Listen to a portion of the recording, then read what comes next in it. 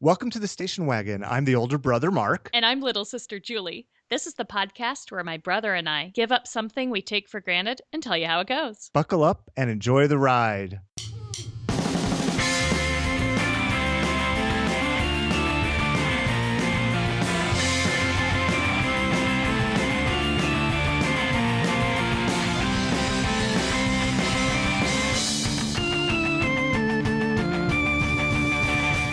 Hey, Julie. Hey, Mark. We are doing an episode this time all about sleep, huh? We are doing an episode all about sleep. Do you want to tell us what it is exactly that we're doing? Yeah, we're going to give you the science and history of sleep, and then we're going to be limiting our sleep. That's kind of my take on the world.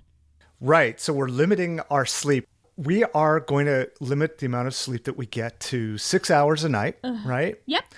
And that sleep does not include naps. So we're not going to add on any sleep to our schedule by having naps, right? And both of us are generally like 7.5 to 8 hour a night people. Absolutely plus right. naps.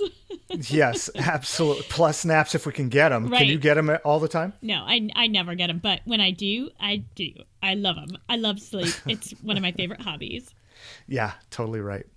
So Julie, are you ready for a sleepy quiz? Yes, please. Oh, and I wonder how many puns we can put into this episode about sleep. I don't know.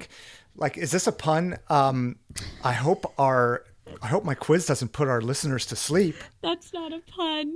That's not a pun? Is that just a lame dad joke? Yes, perfect. Okay. All right. Very good. So Julie, first question. It's a multiple choice with 3 answers, possibly.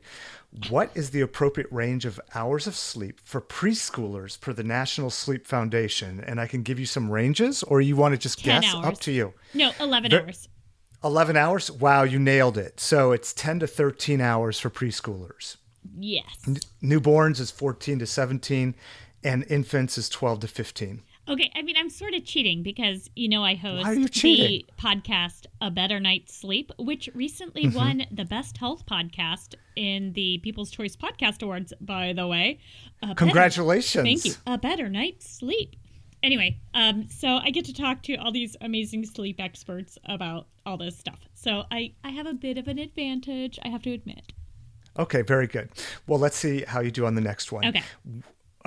Which gets more REM sleep in each sleep cycle, humans or dogs? Oh, humans. Right. Humans do get about 25% of each sleep cycle is made up of REM sleep, and dogs at about 10%. And according to sleep.org, it's theorized that might be why dogs need more sleep throughout the day, right? So they can catch up on their REM. But their REM sleep is so cute. You see their right? eyes moving back and forth, their little paws, and sometimes they woof in their sleep. And it's like, Totally right. But I bet you do that too. Oh, yeah. So Julie, we do love our pets, and did you know that there's been research on the location of your dog when you sleep and its impact on your sleep? Yes. So which is better for a human's sleep? Dog outside the room, dog inside the room, or the dog on the bed? Oh my gosh, dog outside the room, unless it's a dog that scratches at the door. Right. So it's according to this article, The Effects of Dogs on Human Sleep in the Home Sleep Environment, it's actually A or B are pretty much equal. Yeah. Roughly 80% sleep efficiency, and C, dog on bed, reduces sleep efficiency, which begs the question to me, dogs are kind of gross and covered in all kinds of gross stuff, except for pebbles, of course. Of course. And they reduce your sleep efficiency, so why do people like having them in bed with them? Well, the ways they reduce your sleep efficiency are things that you don't really notice. It gives you fragmented sleep. They give you fragmented sleep by waking up and licking themselves or shaking or standing up, circling around and lying back down. And you don't wake up fully enough to realize, oh, my dog is waking me up. But it's still disrupting your sleep cycle. Kind of like the way sleep apnea, a lot of people don't even realize they have sleep apnea, except that they start to notice their fatigue. And until they have a sleep study, nothing's for sure. But also it's just the dander. So many people are allergic to dog dander without even realizing it. And so if the dog's on your bed, you are breathing in that dander all the time. Right. And that's part of the disgustingness of dogs. But they smell good. I mean, who wouldn't want a big fluffy love muffin next to you? And I think the reason people still have them on their beds is because it's so affirming. It's like, I must be a good human. This dog wants to sleep with me. Well, I mean, to have a big fluffy thing next to you to help you sleep isn't that what Olaf is for? Julie, that was the quiz, and actually, you did pretty well. I mean, you aced got 3 for that. 3. You got 3 for 3. Finally, your other podcasts have been helping you. Good. I'm so glad. Good. Hey, shall we move on to the history of sleep? Yeah, give me the history, and then I'll do science. Okay, great. So, this is from what I've done here is summarized a bunch of information that I got from the Healthy Sleep website at Harvard. They have a really good detailed timeline of sleep-related history, and I'm just going to summarize a few points. 800 BC to 200 AD, ancient people all over the world were interested in sleep. So rishis of India describe states of waking consciousness and dreaming.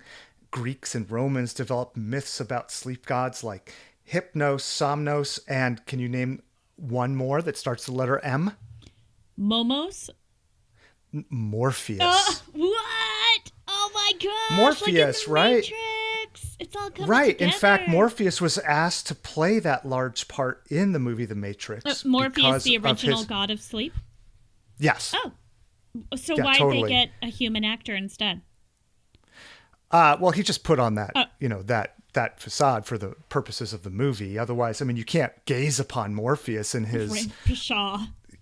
in his, what would you say, his normal or natural state of being. It would blind you Fair. and probably set you on fire. So take the red pill, You're a listeners. dork. That's the whole point.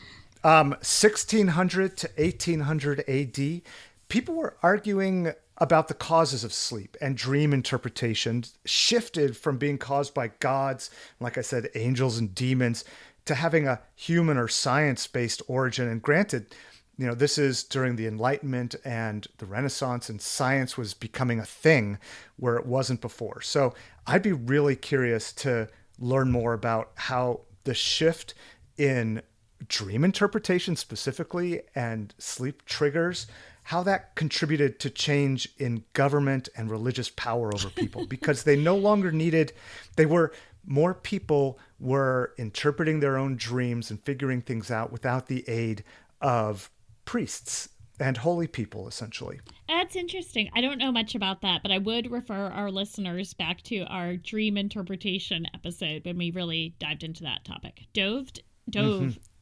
It's definitely not doved. I dived? No. No. Delved? Yes. Okay. Number 3 here, and I've got 5 talking points, just so if you're keeping track. I like the agenda. Sure. That's helpful. Yeah, sure. Freud and psychology talked a lot about sleep, but that stuff's really boring, so I'm going to move on. In the 2000s, science of sleep and humans' requirements for it really started slipping into the collective consciousness of Americans specifically.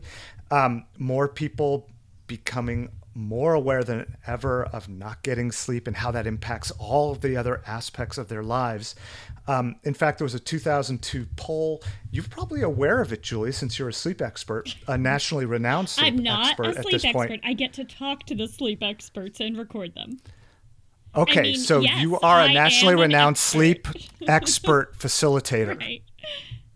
Very good. By the National Sleep Foundation, suggesting that around 47 million Americans see themselves as not getting enough sleep. Wow. So what's interesting to me is that number is super big. And prior to that, I wonder if people didn't even really take into account sleep as being as important as diet, exercise, and anything else. Oh, yeah, for sure. I mean, in general, what we hear from people all the time is, yeah, I don't sleep enough. Yeah, I'm tired, but everybody is. It's almost like they just assume this is part of the human condition. Right, exactly. And then finally, 2018, Julie and listeners out there in podcast land, I'm just really excited to say that people are finally listening to me about the importance of taking naps at work. What? For example, my workplace has quiet rooms for anyone needing a space for breast pumping, praying, or napping. And And so like I keep a little blanket by my desk for those you- times when coffee just isn't doing it for Are me. you really allowed to nap in there? Oh, yes, Oh my absolutely. gosh, corporate America is amazing. And then a 2018 article from Forbes talks about a new product line of office chairs for nappers. And if you go onto Amazon and search for the keywords desk napping, that pulls up around 500 products. And Julie, I could totally see you getting yourself an ostrich pillow to use at work. Have you ever seen those? No, what is? I have no idea. Is it made of ostriches? Oh my gosh. No, it is, ostriches, when they get scared, they put their heads in the ground, right? Oh, I thought that was when they were digging for food. No, I think it's like when they're scared, when they're digging for food, they use their claws and like churn up the ground and then just like bite at the bugs and stuff. Okay. But anyway, Ostriches, right in. Ostriches, ostriches, right in. Let us know. We'll wait. But yeah, so this thing, it's like a beanbag for your head. It goes over your head, and it has two armholes sort of at the top. So you put it on your head, and you put yourself sort of face down on your desk with your arms in the top of it. I want that. It looks totally ridiculous, but I think in your work environment, it's probably what you could get away with. I think people are kind of used to me doing weird stuff, so maybe. Yeah, maybe. It sounds We'll amazing. see. I would love it. For our open office plan. That sounds so good. Okay, sorry. So, Julie, that is all you need to know about sleep history for the purposes of today. It's one of those funny topics because you know that there's tons of history here because Oh, humans yeah. have been sleeping forever. What?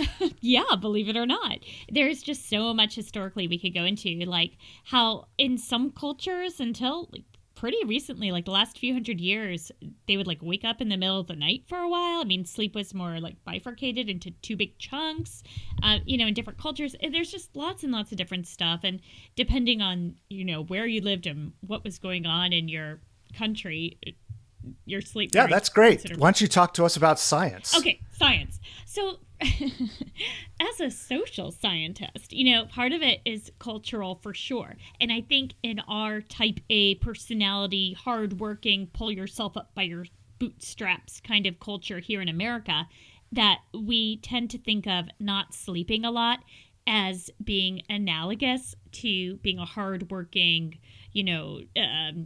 disciplined kind of person, right? Like we in the comics, the guys taking naps are the lazy people, right? So I think that's definitely reflected in our medical training and in a lot of training programs for different types of professionals. The amount of sleep deprivation that our doctors go through is just ridiculous, and it has real life consequences for patients. But it's almost hazing at this point, right? The idea of, well, when I was in residency, I didn't get much sleep, so you're not going to either. And fortunately, that has changed a lot. We are really recognizing within the medical community how important sleep is, not just for patients, but for providers as well. But it still takes a long time for any kind of cultural knowledge like that to pass down. So anyway, I'm hoping that within the next 20 or 30 years, we'll see a big shift in that getting enough sleep is paired with running, right? If you see someone running, you don't think, oh, look at that lazy jerk out here playing outside instead of at his desk. You think, oh, wow, that must be a disciplined person who's out exercising. And I hope we could think the same thing. I would love that when I go and grab my blankie and head to the quiet room. Right. If people think to themselves, wow, Mark is so disciplined. Especially if you call it a blankie. That's great. Yes. So sleep is It's actually good. my Snuggie. There's oh my gosh, there is so much research out there. It would be ridiculous to go into all of it, but it's necessary for all sorts of health benefits. It improves your immunity. It helps with weight loss and weight management. Of course, fatigue. I mean, when you are not getting enough sleep, you feel tired, and that stinks. It affects your mood and how you relate to others, and of course, there's lots and lots of relationship with mental health and poor mental health consequences. If you already have depression or anxiety, you might experience more loss of sleep, and loss of sleep also contributes to mental illness. It's quite cyclical. But there's also a lot of public health stuff. So all that's on the person, right? If you don't sleep, you're not going to be as healthy. You're not going to live as long. You're going to get sick all the time. Life is not going to be as happy. But car accidents are a huge problem in our nation and probably all over the world. Now, although older people tend to have more sleep disorders, lack of sleep is especially a problem for teens and young adults for a few reasons. First of all, that's the time when we don't have our parents kind of mandating for us to get to bed, right? You have to start taking that on yourself. And we find that it's really difficult for young adults to set a reasonable bedtime schedule for themselves. Also, high school start times are ridiculously early. It's paired up with high school sports, which are very important to a lot of high schools. And so it's really difficult to monkey with the high school start times. But there is a lot of very compelling research out there saying that high school aged adolescents, they're naturally inclined to sleep later in the morning and stay up later at night.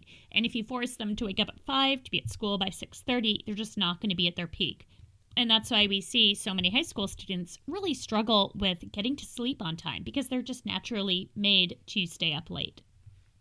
So a lot of school districts are changing high school start times when they can. I'm working with the Olympia School District folks that I know. I know some of you are listening right now, so please let's keep working on this. I think it would be awesome if we could change our high school start times. But of course, that's a difficult thing to do for many, many reasons. But there's really great evidence out there. But the biggest thing is that right around high school age is when we are learning how to drive and getting behind the wheel and also starting to drink.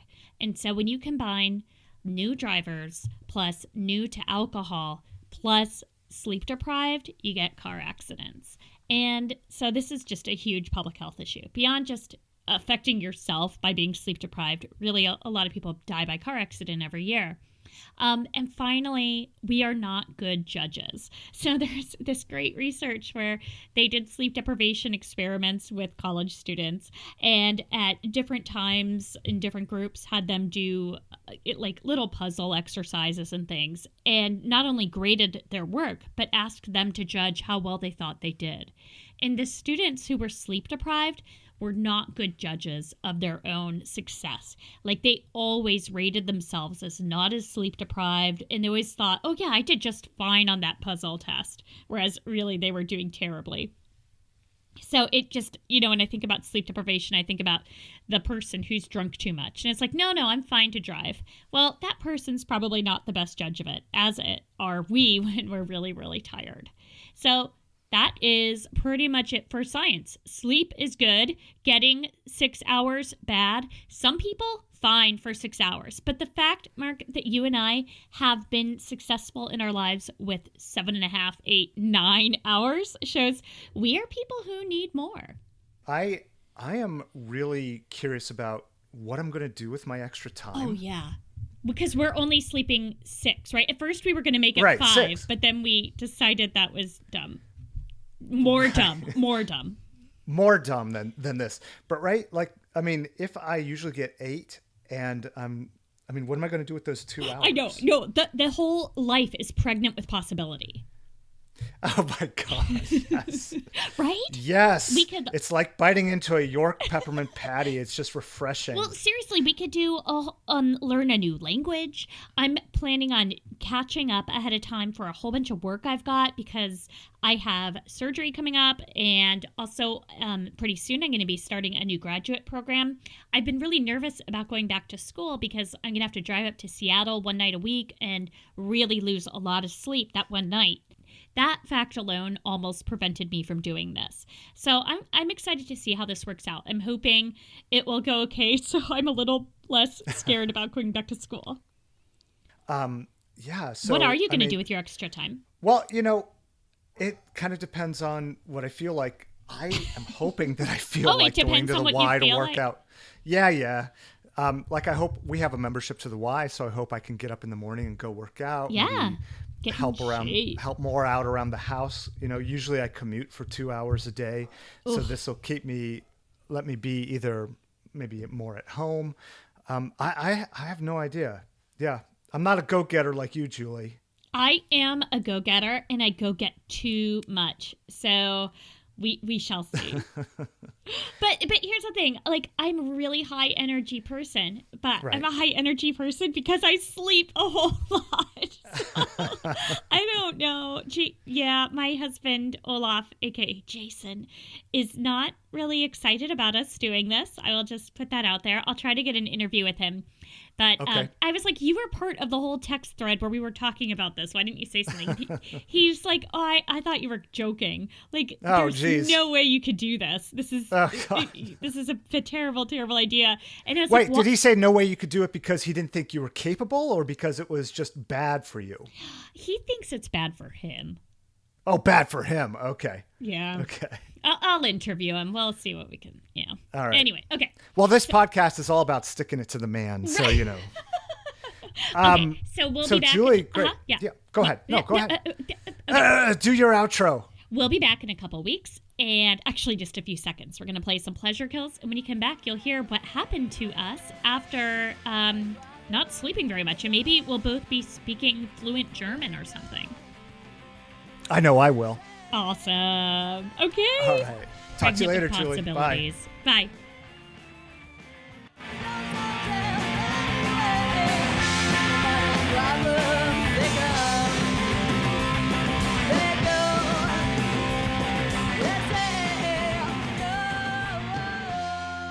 Mark, that's not a good idea. 6 hours a night is not enough. What if he made me only get 4 hours of sleep? Then would you punish him somehow? No, I would think you're silly for following that.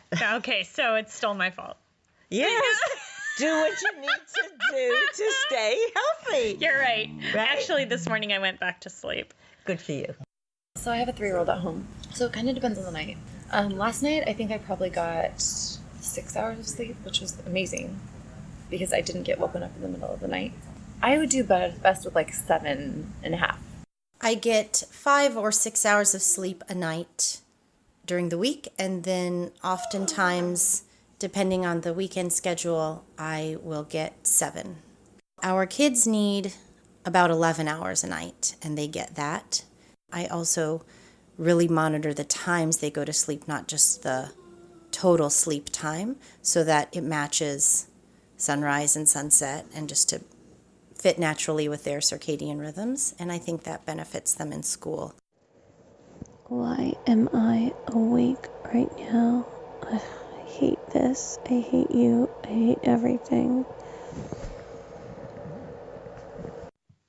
It's Saturday morning, and I have nothing I need to be doing right now. I have a cold. I have PMS. I hate you, Mark, and I'm gonna go back to sleep. You shouldn't have agreed to this stupid thing you're doing for your podcast. Why? Because, you're super grouchy. Hi, Julie. Welcome back. Hi, Mark. How are you? I'm sorry you had to listen to a bunch of audio of me saying I hate you. It's all right. I'm totally used to it, and I know it's not true. Yeah, it was a little true during this experience. How did it go for you, not sleeping a lot? Well, it wasn't great. Okay. It wasn't great. There were ups and downs to it. So basically, I was waking up at 5 a.m. every day. Mm-hmm. I did actually push myself to leave to go to the YMCA on a few of the days. Wow. Yeah. Other times I woke up with a migraine. That was weird. Mark. That wasn't very good. On other days, I was just so tired, I couldn't even keep my eyes open, and that was like at 7 o'clock at night, which is totally different than the way I usually am. Yeah. The next day, my eyes were closing a lot on my actual drive into work. Oh, no. All those things that you talked about as far as public safety, this Right. is not good. I just have back in my notes, like being tired around 5, being very tired around 3 p.m. I mean, in ways that I'm not usually tired out. I would never say that I'm like, an evening person, super go-getter, like, Right. After 5 o'clock, just after the workday, but not being able to keep my eyes open at like anywhere from 3 p.m. to 7 p.m., that's extremely weird for me. Yeah, don't do this thing, people. What was your experience before you start, prejudicing everybody against this? What was your experience? Well, I sent you, I don't know how much you'll make it in the final episode, but I sent you a bunch of audio clips that I'd made during the episode. And the one that I think was the best is where I said, this is like drinking too much without any of the fun.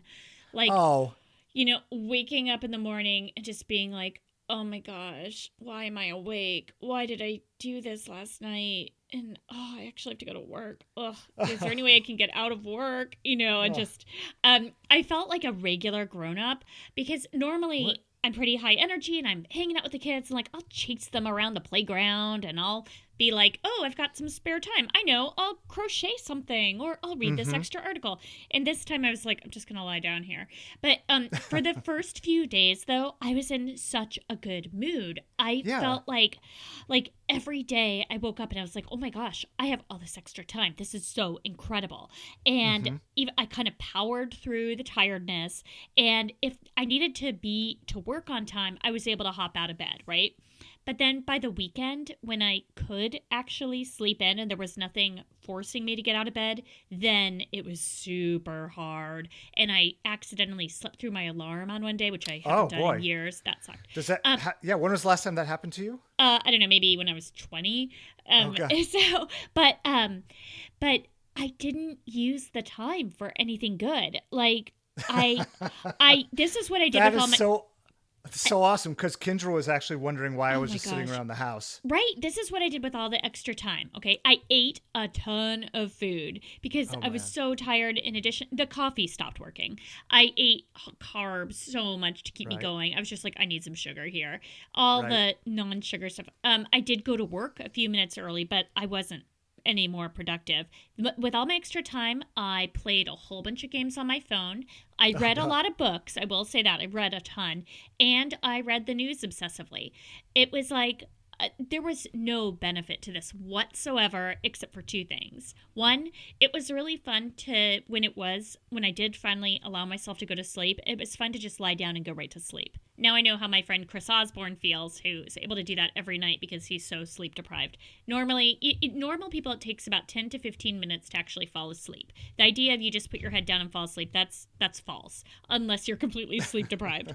So that was one good thing, I guess. I mean, it's kind of fun to be like, oh, I'm going to go to sleep right now. But the other cool thing was I'm now confident that I can do this if I need to, for my late nights going back to school soon. What was it like when you had your babies? Oh, yeah, I was totally sleep deprived then. It was really, really, really hard. And I probably ate tons of food, and I probably was grouchy and not very productive. But I've blocked a lot of that out. I think that's part of motherhood. I wrote one of my notes to myself is, I'm so tired and hungry right now that I'm just letting the kids do screens and eat popcorn. Like in a moment where I normally would have been like, okay, everyone, let's practice Hebrew or help me clean the house. Come on, chores. Instead, I'm like, who cares? Which for 2 weeks, fine. Like, not that we did that every day for 2 weeks, but I think this long term would have been really hard. Plus, I got a cold, and I still haven't kicked that cold's butt. And I blame you and Kendra because I really think it's from my decreased immunity. And I'm still a little bit residual grouchy, even though I slept 8 hours last night. Sorry for being grouchy. When you sleep a lot, or when you sleep for a long period of time, do you wake up with your back hurting? No, you but don't, really? I put a pillow under my knees. You put a pillow under your knees. Okay. Yeah. Just checking. Just a complete sidebar. No reason. I have a friend who was interested in that, but yeah. Sure. No, I asked on is Pebbles the friend? That is Pebbles. On that podcast I mentioned A Better Night's Sleep, one of the listener questions we had for the sleep expert was, is there a best position to sleep in, like on your back versus on your side? And the answer was no, not really. Yeah, so not a lot of benefit to this. I thought it was terrible. I agree. Obviously, I don't recommend anyone do this, but I'm guessing that most of our listeners right now probably don't get enough sleep already. Like, they're already doing this. Maybe not 6 hours. And I think for a lot of people who are listening, they're like, really? You couldn't deal 6 hours? I'm lucky if I get 6 hours. I'm doing an insomnia project right now, and most people and like from the recording from my friend Christy, she's getting 6 if she's lucky. She said. If she's lucky, right? And so what I would recommend to people is take a week or 2 weeks, preferably, and say, I'm going to do an experiment where I prioritize sleep. And just for these 2 weeks, this is going to be my priority. I'm going to schedule things around it. And I'm going to see, how do I feel getting 8 hours a night for a couple of weeks? And yeah, when I put my head down on the pillow, it's going to take me 10 minutes, 15 minutes. I'm going to be alone with my thoughts.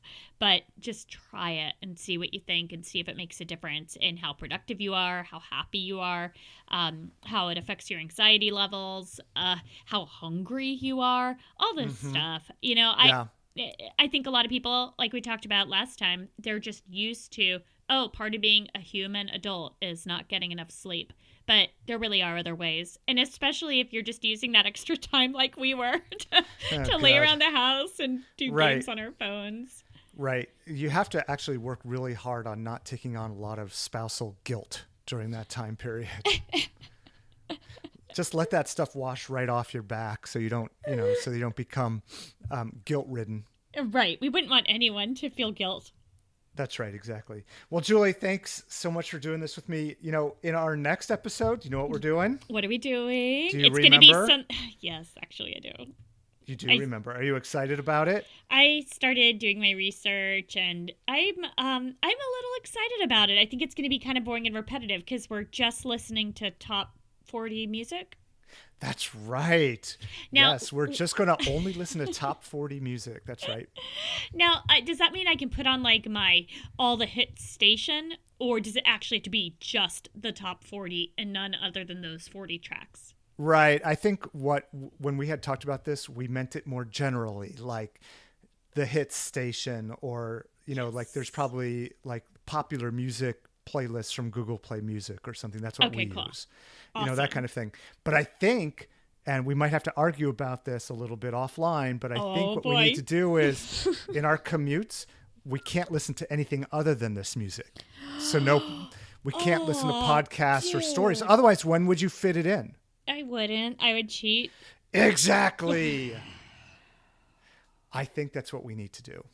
Oh my But we shall discuss.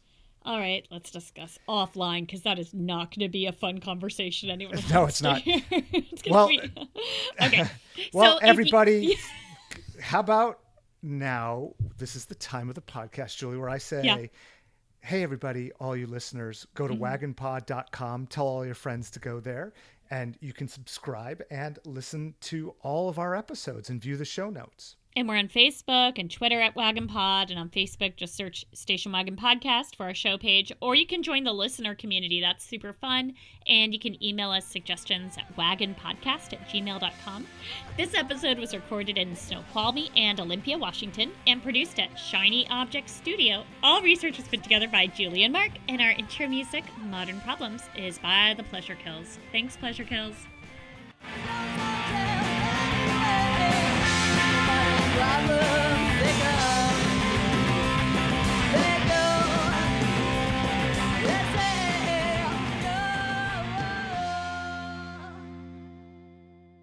I'm never really in trouble with Mom.